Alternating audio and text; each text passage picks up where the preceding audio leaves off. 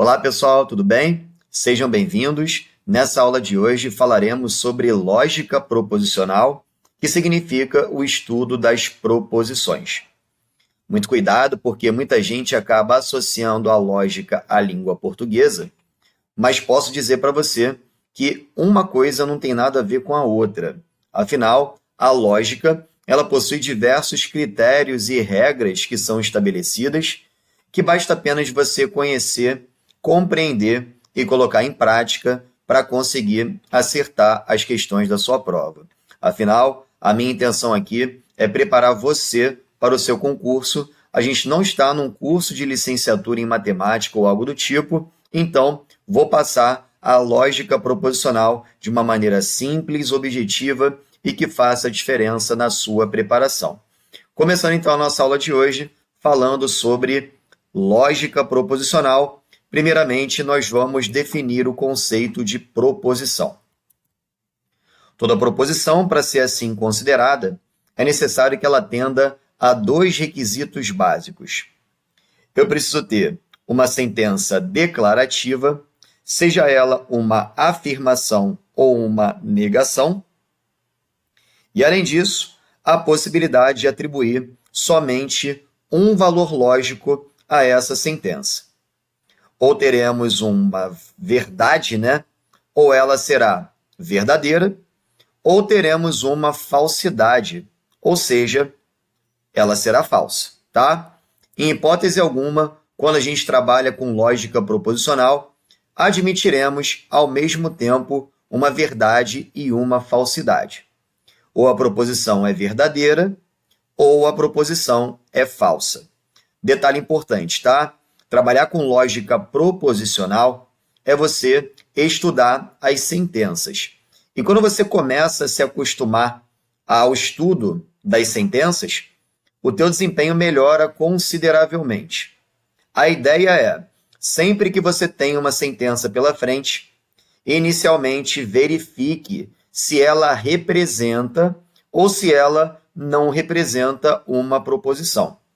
E ela só será considerada uma proposição se esses dois requisitos básicos forem atendidos. Tem que ter uma declaração que seja possível de julgar. Ou esse julgamento será uma verdade, ou esse julgamento será uma falsidade. E a partir de agora, eu vou começar a desmistificar determinados paradigmas, ou crenças, melhor dizendo, que foram criadas, para que você possa compreender o que é a lógica, que muitas vezes foge da lógica da maneira como nos comunicamos no nosso dia a dia, tá? Vem comigo que eu vou te mostrar melhor e vou te explicar esse processo através de dois exemplos, tá?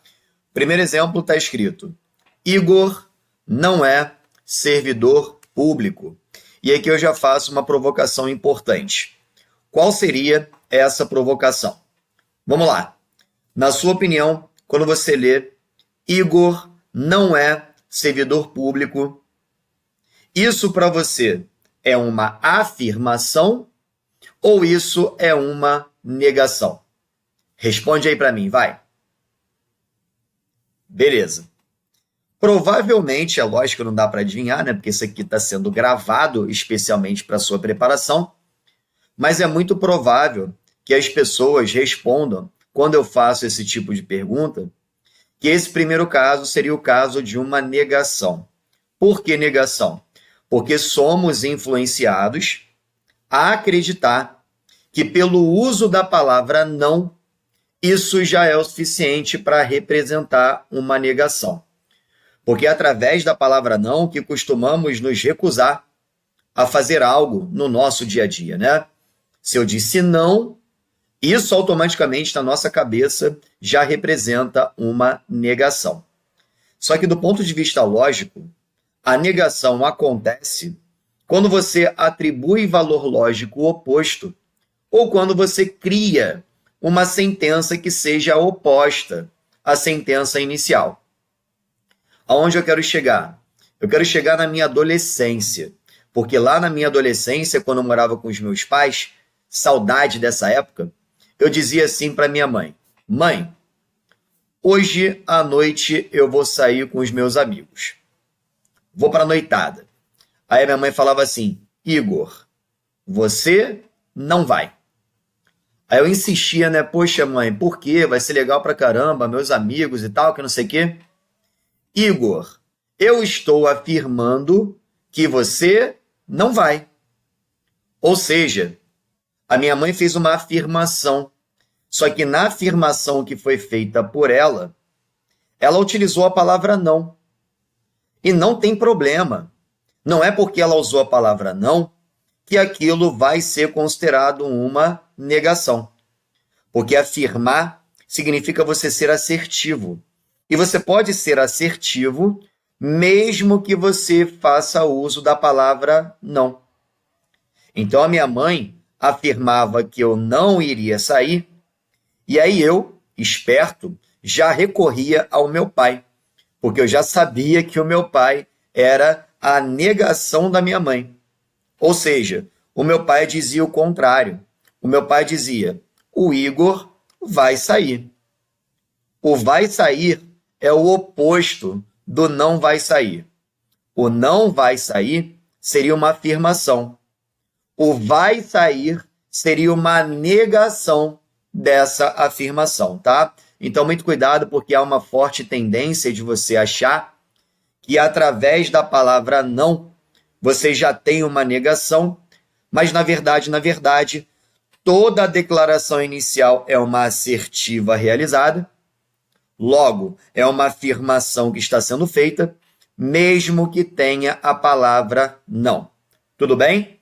Portanto, quando eu leio Igor não é servidor público, isso representa uma afirmação, beleza? Então, vamos anotar aqui, ó, nós temos uma sentença declarativa, tá? Aqui nós temos uma afirmação. E, além disso, dá para a gente julgar isso daqui. Dá para julgar. Igor não é servidor público. Isso aqui é verdadeiro.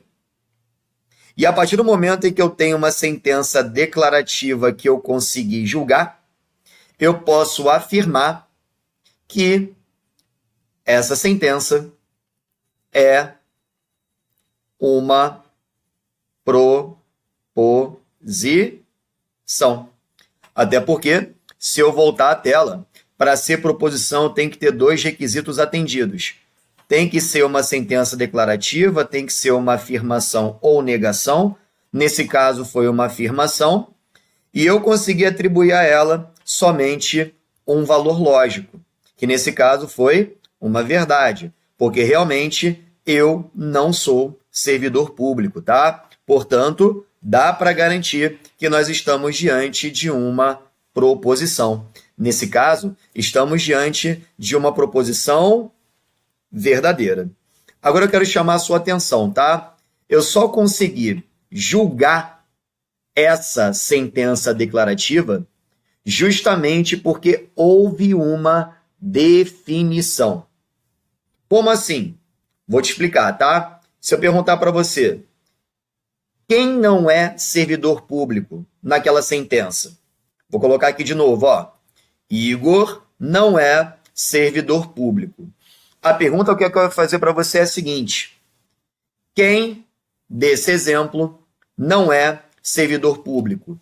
Resposta: o Igor. Ou seja, aqui nós estamos definindo que o Igor não é servidor público. E justamente por nós termos definido quem não é servidor público, que nós conseguimos atribuir somente um valor lógico para essa sentença. Até porque, se nós não definíssemos quem não é servidor público, seria como se aquela sentença estivesse faltando dados para eu conseguir julgar. Analogamente, né, e a gente vai entrar aqui num assunto um pouco delicado, mas tenta imaginar quando uma pessoa julga outra pessoa. Quando uma pessoa julga outra pessoa, quando uma pessoa fala mal de outra pessoa, ela define literalmente o seu alvo. E a partir daí, ela realiza o seu julgamento. Analogamente ao que a gente costuma fazer no dia a dia, né? Infelizmente, eu já me vi em alguns momentos da minha vida fazendo julgamentos, não que você faça, tá? Mas a gente julga e antes de julgar, a gente define quem é o nosso alvo. É mais ou menos o que vai acontecer na lógica proposicional. Eu só consigo julgar uma sentença como verdade ou como falsidade se houver essa definição do meu alvo. Que aconteceu no primeiro caso, porque estamos falando do Igor, que não é servidor público. Diferentemente do que está acontecendo agora no segundo caso. Porque no segundo caso está escrito assim, ó, aquele professor não é servidor público. Pessoal, presta atenção. Tudo bem que no segundo caso você continua tendo uma afirmação, ou seja, o primeiro critério para você considerar uma proposição teria sido atendido, porém, eis que vem a seguinte pergunta, né? O seguinte questionamento. Aquele professor não é servidor público, mas eis que surge aqui, ó, um grande ponto de interrogação. Afinal, de quem nós estamos falando, né? Como é que eu vou saber se aquilo é uma verdade ou se aquilo é uma falsidade se nem definimos o nosso alvo? Concorda comigo? Aqui, nós compreendemos que aquela sentença está faltando dado para que eu consiga, para que você consiga realizar o seu julgamento. A partir do momento em que você percebe uma sentença que ela falta alguma coisa para eu conseguir realizar julgamento, eu não consigo atender o segundo requisito, que é de atribuir para ela somente um valor lógico. E a partir do momento em que um dos critérios, que um dos requisitos para ser proposição deixa de ser atendido, eu posso falar que a sentença não será mais considerada uma proposição. Beleza? Então, pessoal, aquele professor não é servidor público, mesmo que seja uma sentença declarativa, mesmo que seja uma afirmação, simplesmente não há como julgar aquela sentença, nem como verdade, nem como falsidade. Então, esse critério aqui deixa de ser atendido, portanto, podemos garantir que essa segunda sentença, ela não é uma proposição. Beleza? Pelo contrário, né? Aqui a gente considera que ela está com sentido incompleto. Até porque toda proposição possui sentido completo. Ela também pode ser chamada de sentença fechada. Aquelas que têm sentido incompleto são chamadas de sentenças abertas. E toda sentença aberta não é considerada uma proposição.